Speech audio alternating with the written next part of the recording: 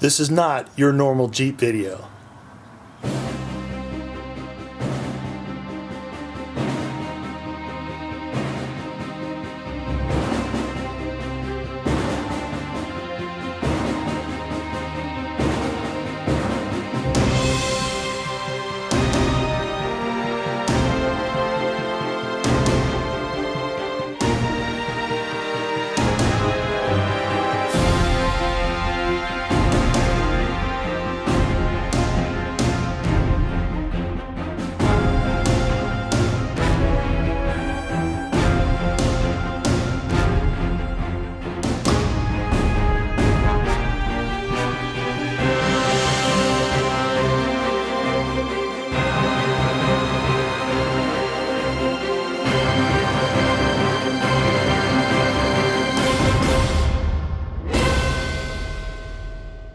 So just a quick overview of the stuff that I put on this Jeep. I would say that a high percentage of it is actually for function, not for looks. You know, there's things that you can do upgrade-wise to any vehicle that's maybe for looks, you know, something like I don't know, tinted windows or, you know, something like that.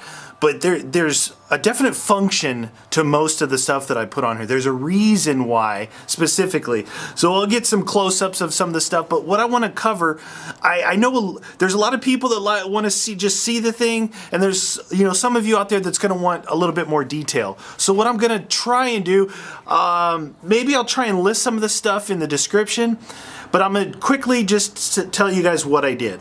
I'm going to show, what I'll do is I'll show you a picture somewhere over here of what the Jeep looked like before I did anything to it. The stock look right off the showroom floor, right off the parking lot. I actually bought a new one.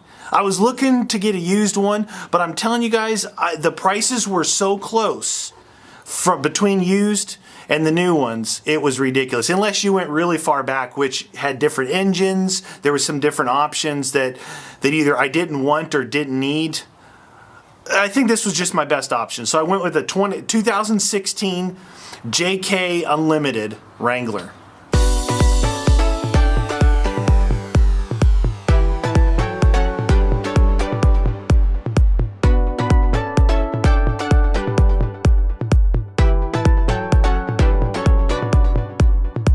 These fenders, they are metal, and these are made by Poison Spider, and what it does is gives you more clearance. You can see from the picture I showed earlier of the stock fenders, these things give you a lot more clearance.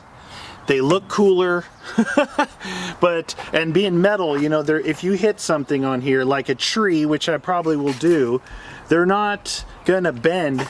You know, they may pass that impact into the body, but you know, the tire protrudes out farther, so the likelihood of you hitting here versus your tire is slim. Take a quick peek at some of the suspension work I got underneath here. So this is a coil-over upgrade with a bump stop, and these are all King shocks. We got a coil-over instead of a coil and a shock. It combines it in one, gives us nice travel, nice flexibility up here, and I added the bump stop in as well. And this is the sway bar, adjusted the sway bar. The front axle is a Dynatrac. It's a Dana 44 Dynatrac. It's extra thick tubing.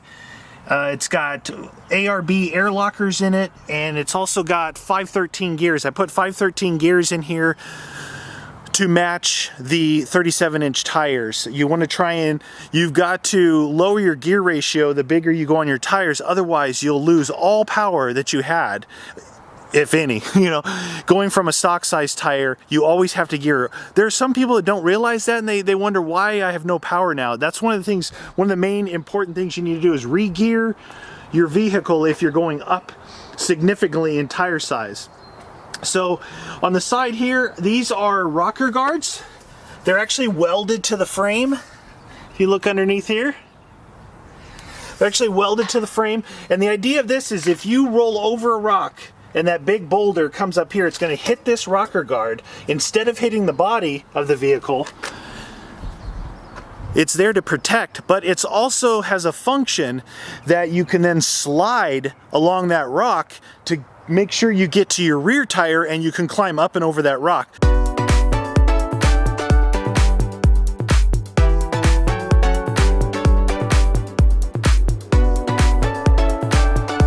So moving along, I got a little bit of body protection here, just in case some rocks fly up, no big deal. Same thing. So with these tires, we're actually running the Nitto Terra Grapplers. These are 37-1250s R17. It's an actual beadlock. This is the American Racing ATX Slab beadlock. It's a true beadlock wheel.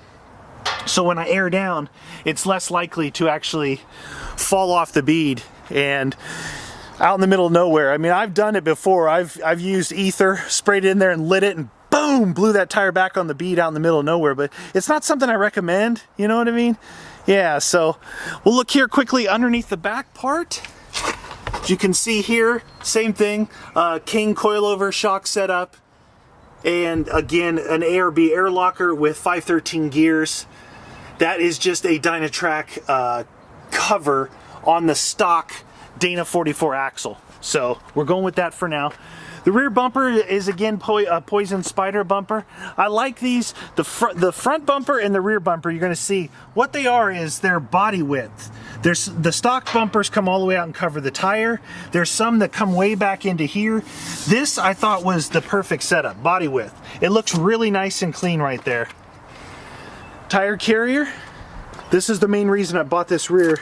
You can see here, this Poison Spider setup is really nice. It takes all the load and distributes it onto the bumper instead of on the rear door here.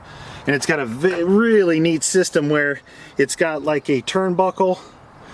Because it pivots, it's not true axis. You can see how it's pivoting in there. It's got to align itself.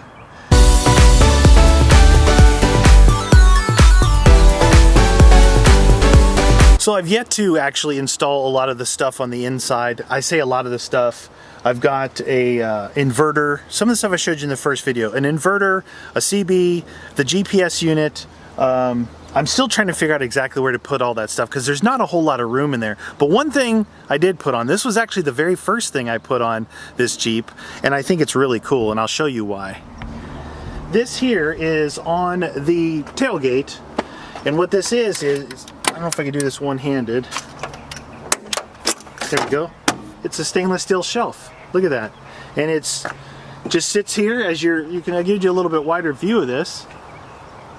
You got a place you can put a barbecue on here if you want. You can prep food. You can put your ammo on there when you're out shooting. And underneath, they say it's a cutting board, but I would use the stainless steel. But you know, it's an extension to you. We can put more stuff on here. It's really strong, really sturdy, really well built. Doesn't make any noise because it's a very tight fit when it closes back up.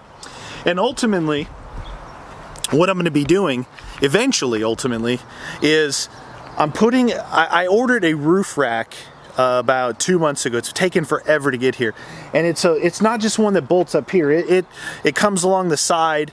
It's a big roof rack because I've got an awning that runs the full length of the Jeep here, right? It'll run all the way down. What it does is like a bat wing or something. It folds out all the way around, and it'll cover that side all the way around to here. So I'm gonna, like, when I go shooting, I'm gonna be able to, instead of taking an Eezi up out there, I'm gonna be able to stand here underneath the awning with my little table, with my ammo and my sandwiches on it, and have a good old time.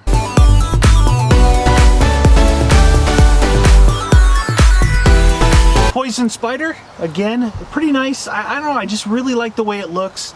If you look here, again, it's the width of the body. The stock ones stick way out here, which I can't have with these bigger tires. And there's other ones that only go as wide as the frame, which would be cut off about here. And it's just not the look that I like. I really do like this bumper a lot. It's got super strong points to put your clevises if you need to get towed out or tow somebody else out. And you can see here, you know, the whole winch thing. I've got synthetic rope on here, and then you put a clevis in here. You don't have to hook this over. It's a little bit cleaner setup. You can see this is a Xenon 10S. The S stands for synthetic rope instead of the wire rope. I spent a fair amount of money on that thing, and I just figured, you know what? It's my first winch. I'm gonna buy it once. There's a lot of options out there. I did my research. I know Warren has a super high, you know, standard, and their name is really good out there in the industry. So I went ahead and went with this, and I don't think I'm going to regret it. All right, so under the hood right here real quick, you can see this is what they call an sPOD.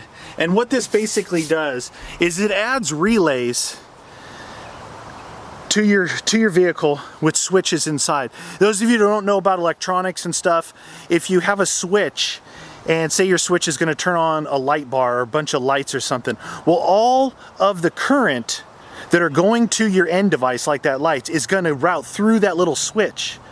And it can fry the switch, it can melt it. There's a number of things that can happen.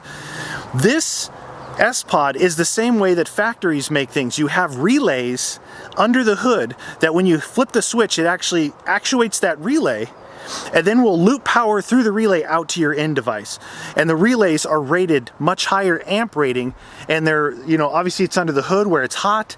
This is what you want to do ultimately if you're going to be running lights, if you're going to be running a number of things that you want to switch. My ARB air lockers are routed through this. My air compressor, which I'm going to show you right here.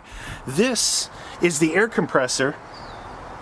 This whole blue setup here, this is the air compressor, onboard air compressor. And what this does is, when I flip a switch, it'll open up these solenoids, and these solenoids will pass air through these tubes, and what it'll do is engage my lockers on my axles. And what that means is, means both wheels will spin, okay?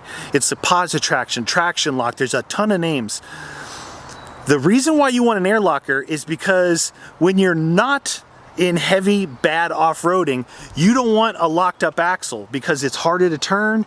Your outside wheel, when you make a turn, your outside wheel's got to turn faster than your inside wheel. And when it's locked, you're going to hear your tires screeching and yelping, and you put more stress on your drivetrain, on your axles, on your differential, on your drive shafts, all of that stuff. So you want to be able to easily unlock those. There's electronic lockers, there's air lockers, there's manual lockers. This is a good setup. And also what this does is right here, if you can see this, this provides where I can plug in an air hose, which I'll have one on board, plug in an air hose here, and when I air down my tires, I can air them back up again. So maybe I go off on a trail that's 60 miles long, air down my tires, now I got 400 miles to drive back home. I don't want to go look for a gas station. I'll be able to air my tires back up to the normal highway pressures and move along my way.